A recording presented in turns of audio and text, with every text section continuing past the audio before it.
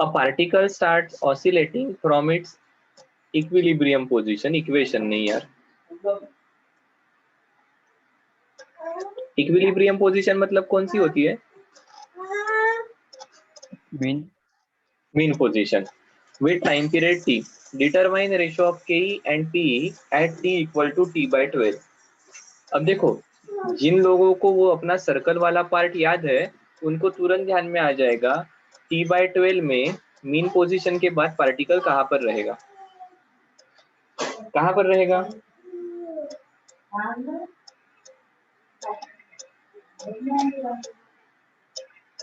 अरे सर्कल को याद करो, हाँ सर्कल को याद करो। देखो जिनको ये विजुअलाइज कर पाएंगे ना, ये मीन पोजीशन पर पार्टिकल है। अब हमने देखा है उसको मीन से एक्सट्रीम तक ये डिस्टेंस कवर करने के लिए कितना समय लगता है? t/4, ठीक है। और देखो जब ये यहाँ पर रहता है, ये 30 डिग्री और ये 60 डिग्री, तो cos 60 इज हाफ, सो ये a/2 डिस्टेंस पर रहेगा। कब?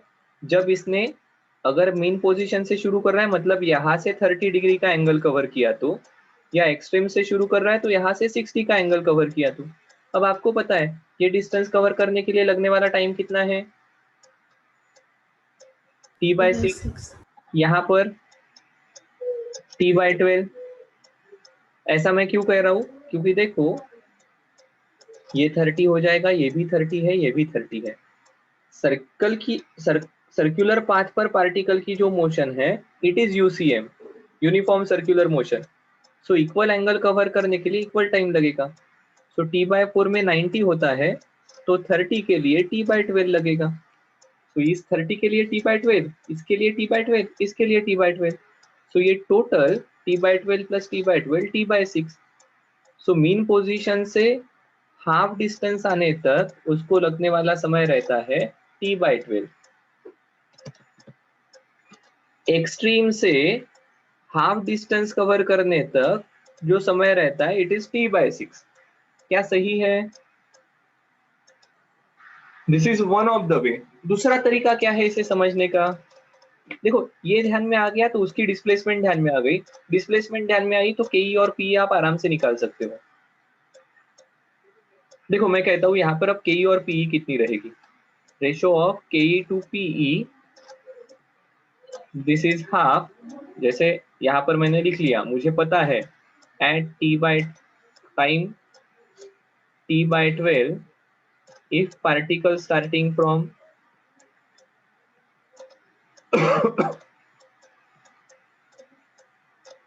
mean position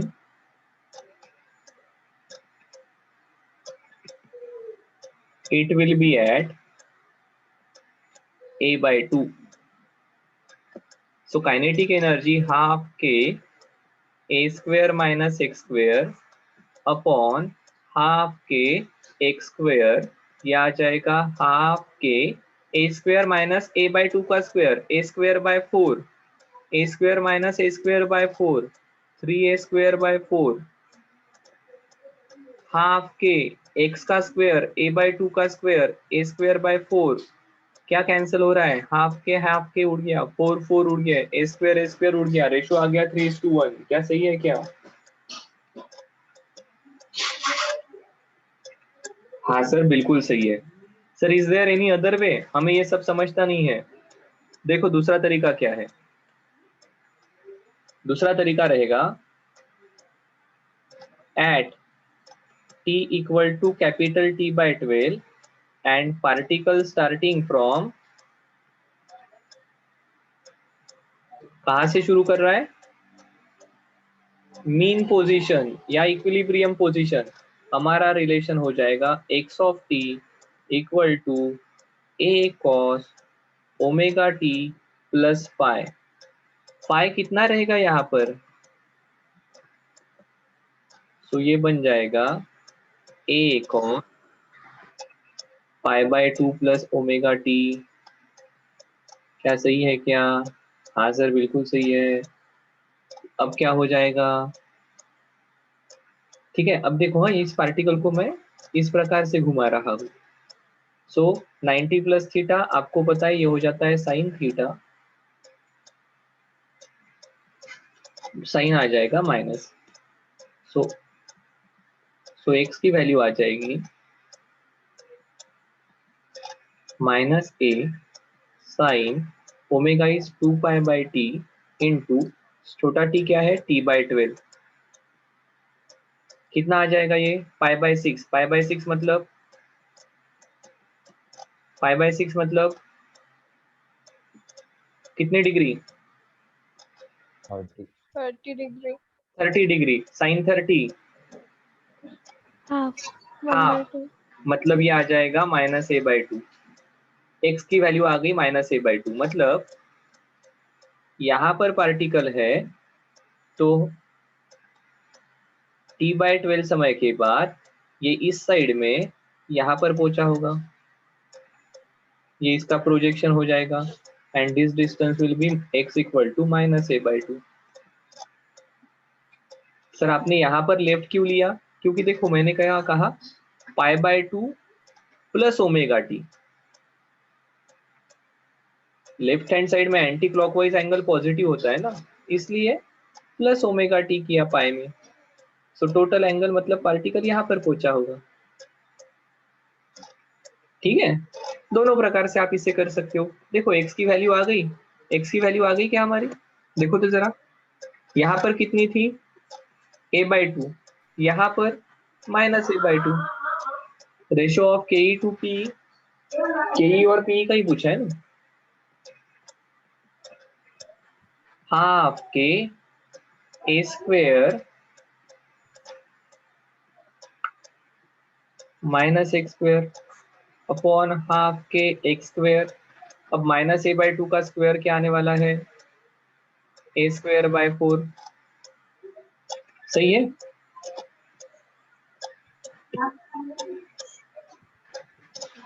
हाफ के a² minus a²/4 upon half के a²/4। ये ऊपर क्या बचने वाला है,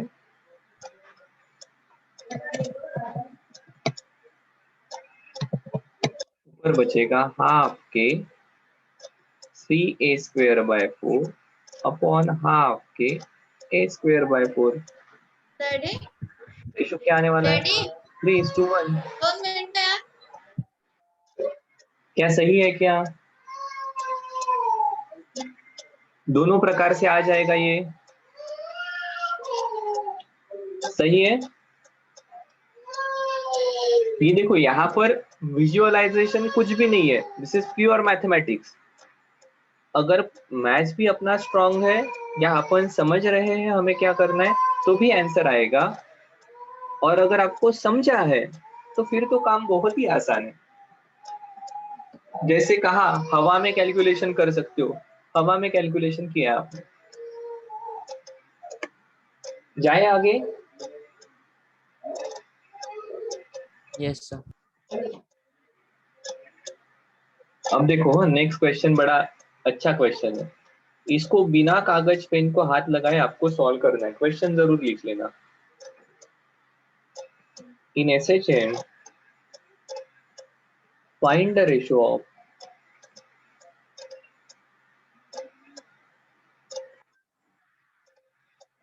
KE and PE when displacement is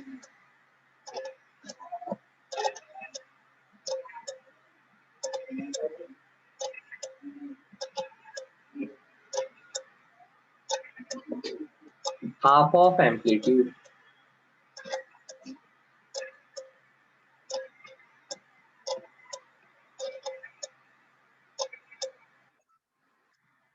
आगे का पार्ट देखो,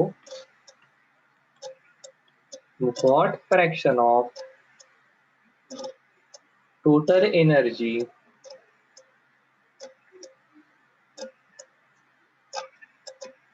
is in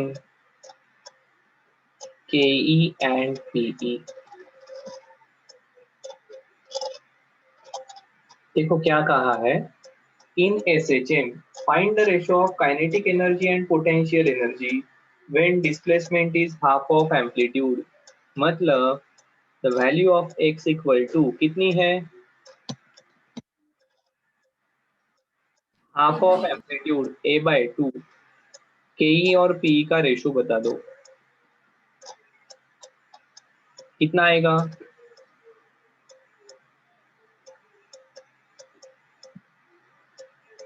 अरे भगवान कितना आएगा रेशो, ये अभी था ना हमारा displacement is half of amplitude, क्या रेशो आया है 3:1। 3:1। 3:1 आया ना अभी, यही तो किया हमने, x t equal to a/2। सिर्फ ये x पोजीशन a/2 है, इसको उन्होंने टाइम के फॉर्मेट में कहा था कि जब टाइम t/12 रहेगा मीन पोजीशन से शुरू करने के बाद। ठीक है, अब देखो टोटल एनर्जी कितनी हो जाएगी ऐसा है तो, total energy will be ke plus pe, that is either ये हो जाएगी, देखो ke equal to 3 times pe, यहां से ऐसे होगा ना, तो ये हो जाएगी 4 टाइम्स pe। ठीक है, so what fraction of total energy is ke and pe, या इसे ke के टर्मिनोलॉजी में लिखना होगा तो pe विल बी, pe कितनी रहेगी ke/3, तो ये ke plus ke/3, that is 4 times ke/3, ये टोटल एनर्जी है। तो रेशो निकाल लेते हैं, परसेंटेज ऑफ के ऑफ टोटल एनर्जी, क्या आ जाएगा ये के अपॉन टोटल एनर्जी इनटू 100। अब टोटल एनर्जी को के के टर्मिनोलॉजी में लिखता हूँ, this is K into 4 times of ke/3 into 100। K cancel, 3 ऊपर चले जाएंगे, 3/4 times of 100 is 75%। Percentage of PE of total energy क्या आ जाएगा, PE upon total energy into 100। P कितनी है, टोटल एनर्जी इज, कहा गई, total energy is 4 times P, 1/4 into 100 that is 25%। आप देखकर भी बता सकते हो सर, के 3 टाइम्स है, पी 1 टाइम्स है एंड टोटल एनर्जी इन दोनों की एडिशन है, तो 4 में से 3 पार्ट के है, 4 में से 1 पार्ट पी है, ये 75 और 25 आना चाहिए।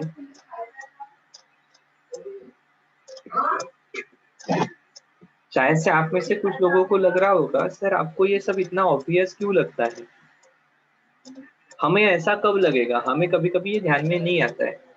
So the only difference is practice, and दूसरा चैप्टर का रीडिंग। अगर आप चैप्टर ठंडे दिमाग से, सो फॉर एग्जांपल ऑसिलेशंस को आप 3 दिन में समझ कर पढ़ोगे तो आपको भी ये चीजें ऐसी ही ऑब्वियस लगेगी। क्या सही है क्या, पढ़ना पड़ेगा क्योंकि ये अंडरस्टैंडिंग पढ़ने से ही डेवलप होता है, और दूसरा प्रैक्टिस है। चल आगे जाएं, देखो क्या सवाल है,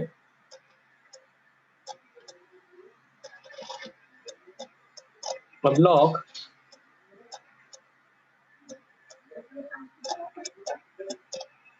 whose mass is 2 kg is fastened to a spring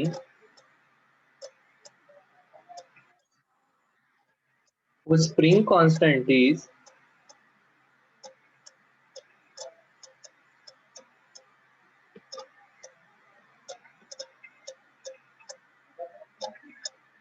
100 Newton per meter। it is pulled to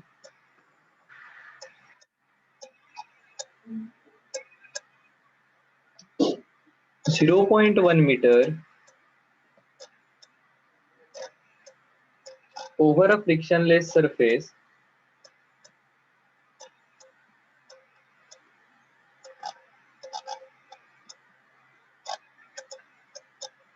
and relax and released at t equal to 0.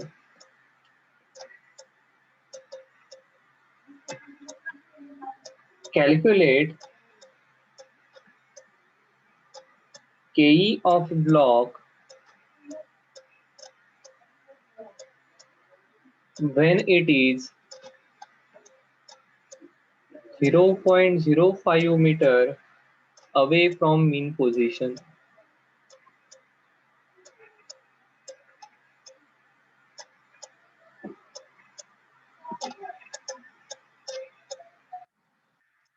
चलो देखो क्या कहा है? There is a frictionless surface.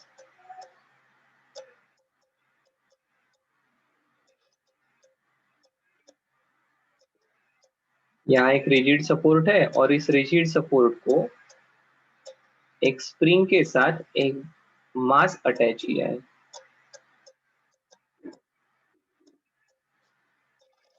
Okay sir, इसका मास दिया है 2 kg. Spring का constant दिया है K equal to 100 newton metre. ठीक है, अब आपको क्या कहा? It is pull to 0.1 metre over frictionless surface. इसे एक्चुअली आपने ऑलरेडी 0.1 मीटर तक पुल करके रखा है.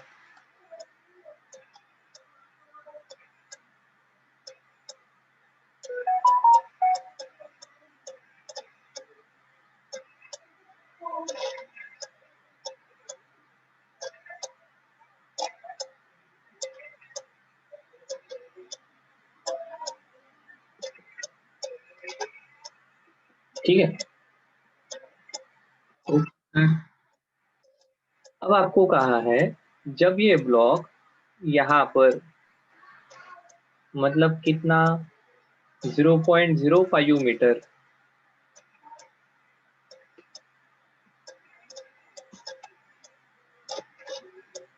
0.05 मीटर के डिस्टेंस पर रहेगा, तब इसकी काइनेटिक एनर्जी बता दो.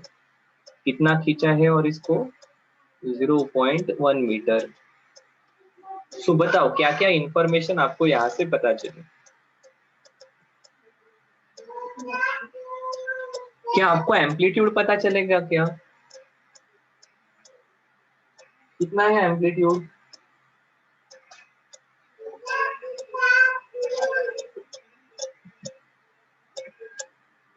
अरे मीन पोजीशन से कितना खींचा है ब्लॉक को?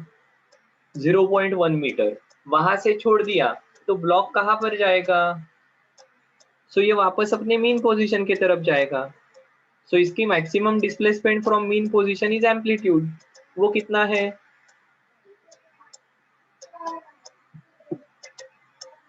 ठीक है, दूसरा के की वैल्यू हमारे पास है. ठीक है, हाँ सर बिल्कुल है. और कौन से पोजीशन पर निकालना है वो भी है.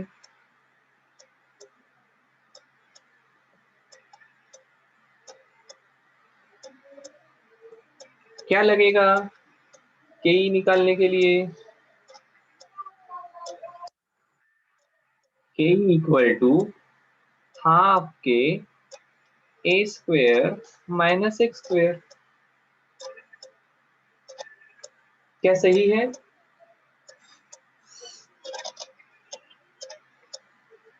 हाँ सर. सो हाफ के की वैल्यू कितनी है? 100. ए की वैल्यू कितनी है?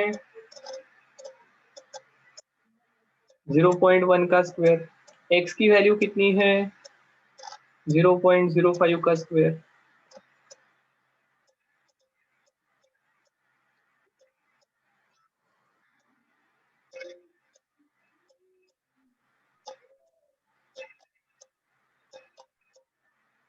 तो देखो ये कितना आ रहा है,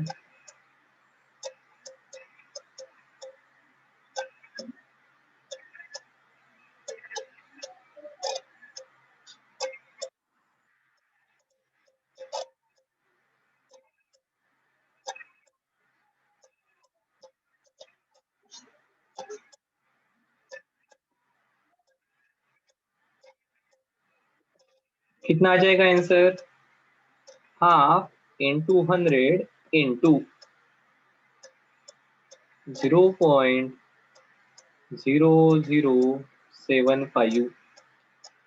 तो ये आंसर आने वाला है, 100 से मल्टीप्लाई करते हैं तो 0.75 अपॉन 2, दैट इज 0.375। क्या सही है? Yes, sir. बिल्कुल सही है सर, क्या बड़ी बात है इसमें।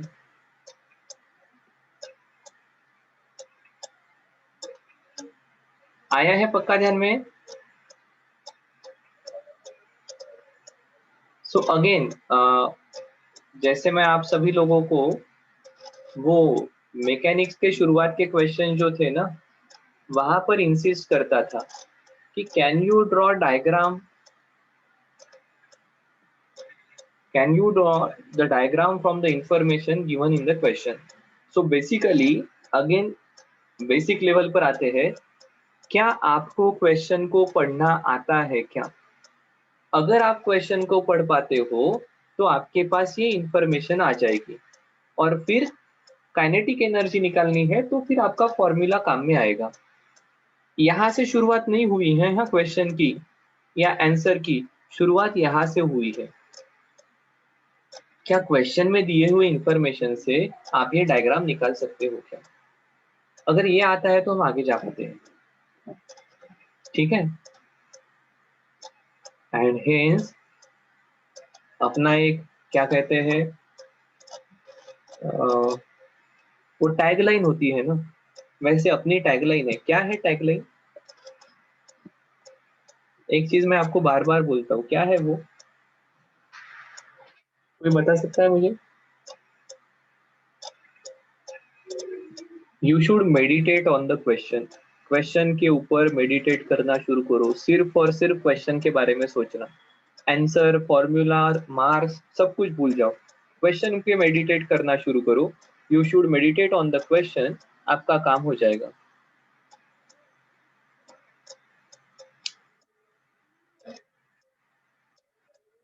ओके अथर्व, कुछ तो गड़बड़ हो रही है। अथर्व का कहना है, अथर्व ने कहा है, क्या कहा अथर्व? सर इसको 0.1 मीटर पर खींचा है ओवर अ फ्रिक्शनलेस सरफेस, और फिर कहा देखो एंड रिलीज्ड, छोड़ दिया। Calculate KE of block when it is 0.05 metre away from mean position. Mean position से 0.1 मीटर खींचा और छोड़ दिया, और अब आपको पूछा है वो मीन पोजीशन से 0.05 मीटर अवे रहा तो कहाँ रहेगा। देखो ब्लॉक को स्प्रिंग के साथ जोड़ा है, इसे छोड़ने के बाद ये और आगे जाएगा क्या? सर ऑब्वियसली नहीं, स्प्रिंग इसे वापस ओरिजिनल मीन पोजीशन पर लाने की कोशिश करेगा। सो ये एम्पलीट्यूड 0.15 नहीं रहने वाला है। आया क्या ध्यान में? अथर्व ध्यान में आया है? ओके ठीक है। तो देखो हाँ, ऐसे कुछ मन में आता है तो जरूर पूछो। चलो, the speed of particle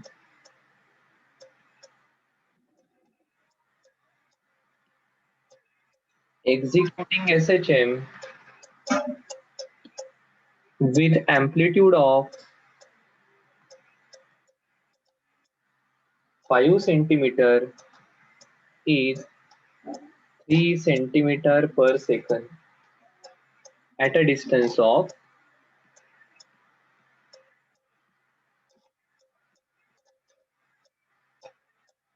2.5 centimeter from mean position।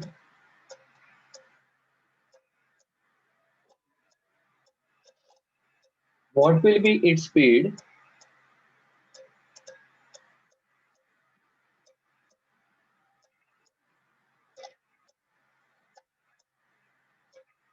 at a distance of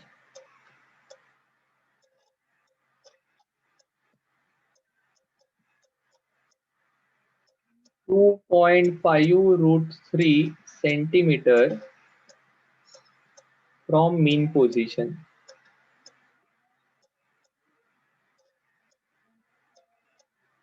चलो क्या बता सकते हो क्या?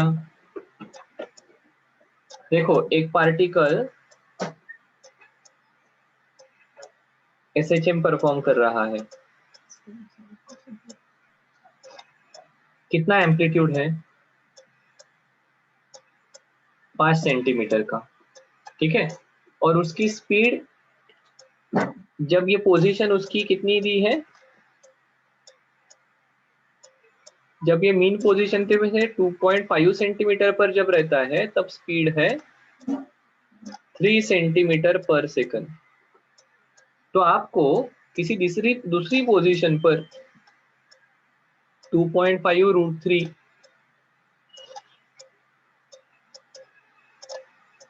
इस पोजीशन पर वेलोसिटी कितनी रहेगी, ऐसा सवाल पूछा है। तो पहले तो बताओ यहाँ पर टाइम दिया है या पोजीशन दी है? पोजीशन। तो रिलेशन कौन सा यूज होगा? वेलोसिटी एंड पोजीशन का, v एंड x का। याद है हमने जो सब रिलेशंस लिखे हैं वहां पर v एंड x का रिलेशन यूज होगा, और हमारे पास रिलेशन है v इक्वल टू क्या है, omega under root a square minus x square. याद है क्या? Yes, sir. चलो तो पहले कंडीशन के लिए रिलेशन क्या बन जाएगा, कितनी है velocity, 3 centimetre per second equal to omega, amplitude पता है 5 सेंटीमीटर का स्क्वायर, सभी सेंटीमीटर में इसलिए मैं कन्वर्ट नहीं कर रहा हूँ, माइनस पोजीशन है 2.5 सेंटीमीटर का स्क्वायर। दूसरा रिलेशन बन जाएगा, ये स्पीड रहेगी v, ओमेगा चेंज होता है या कांस्टेंट रहता है? Constant. तो देखो 1/2 करोगे आप तो ये रिलेशन आ जाएगा 3/v इक्वल टू, ये पूरा का पूरा अंडर रूट में आ जाएगा 25 माइनस 2.5 का स्क्वायर 6.25, और यहाँ पर 25 माइनस 2.5 का स्क्वायर इज 6.25 इंटू √3 का स्क्वायर 3। सो बेसिकली इसे 3 से मल्टीप्लाई करना पड़ेगा, दिस इज 18.75, और ये आ जाएगा स्क्वायर करते हैं तो 9/v इक्वल टू कितने आ रही है? 9/v स्क्वायर होना चाहिए ना? Square 9/v square, sorry 25 minus 6.25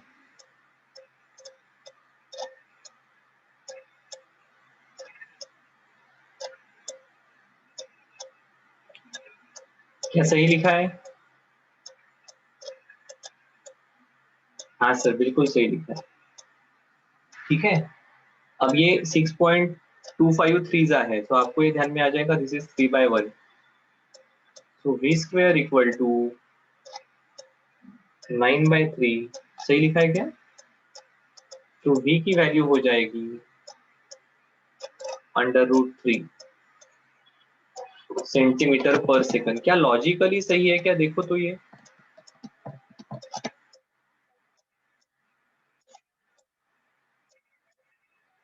तो देखो लॉजिकली मतलब कैसे, तो ये 2.5 पर था, 2.5√3 ये मीन पोजीशन के पास में है या मीन पोजीशन से दूर है? मीन पोजीशन के पास में है या मीन पोजीशन से दूर है? मीन पोजीशन से दूर है। मीन पोजीशन से दूर जाते हैं तो स्पीड बढ़ती है या कम होती है? कम होती है, तो हमारी स्पीड कम होनी चाहिए। पहले हमारी स्पीड थी 3 सेंटीमीटर, अब हमारी स्पीड √3 मतलब 1.73 हुई है। क्या हमारी स्पीड कम हुई है? यस। सो मतलब अपन लॉजिकली सही है, जो एक्सपेक्टेड था वही रिजल्ट आ रहा है। हाँ या ना? यस। सो इस प्रकार से कॉमन सेंस ये क्वेश्चंस करते वक्त जगह पर रखना। मुझे पता है कि सर इस प्रकार से कैलकुलेशन करते वक्त कॉमन सेंस करना बहुत मुश्किल हो जाता है, क्योंकि हम इस प्रकार से सोचते हुए कैलकुलेशन नहीं करते, अपन तो सिर्फ मैथमेटिक्स करते हैं। सो ऐसा नहीं, मैथमेटिक्स हम साइंस के लिए कर रहे हैं, तो एक्चुअल ओरिजिन जो है उसे ध्यान में रखना। ठीक है, चलो एक दो क्वेश्चन होमवर्क के लिए दे दूं।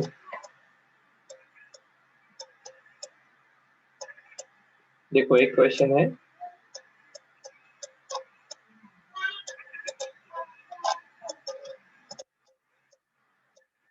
Article is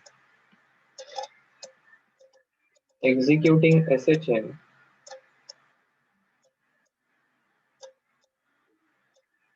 with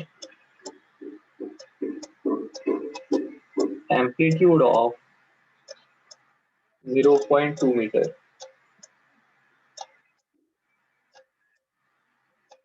Its mass is 0.2 kg. When it passes through mean position,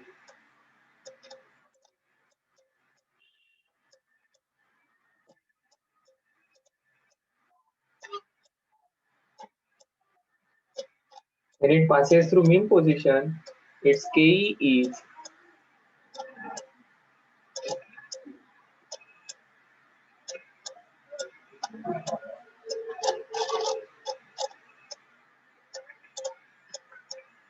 64 into 10 to the power minus 3 joule. Obtain the equation of motion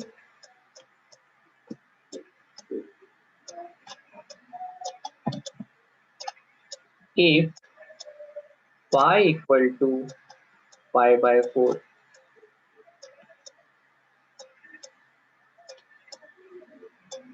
ये क्वेश्चन इंटरेस्टिंग है।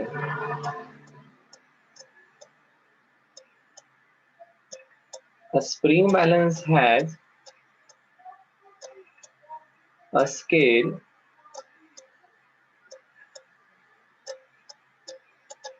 that reads from 0 to 50 kg. The length of scale is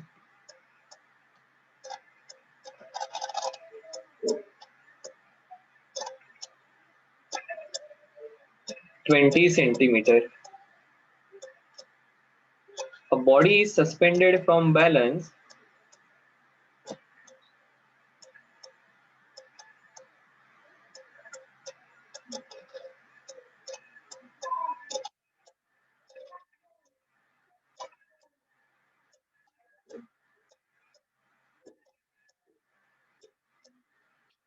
when